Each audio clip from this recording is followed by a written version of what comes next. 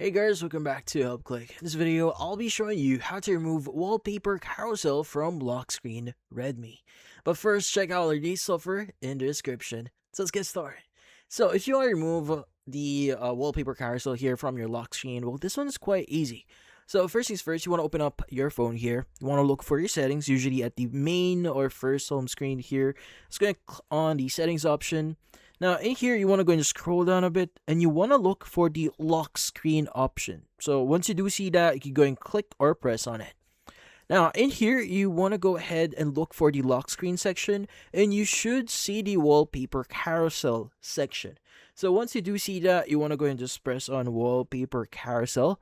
And in here, what you need to do is you want to go ahead and just click on the option, or in this case, the switch for the wallpaper carousel here. So usually it's going to be the very first option you should be seeing. So you can go and just press on it, and it's going to say turn off lock screen carousel here. Go ahead and click on turn off, and that would turn off your wallpaper carousel from your lock screen, obviously. But yeah, so this one's quite simple, and that's how you do it.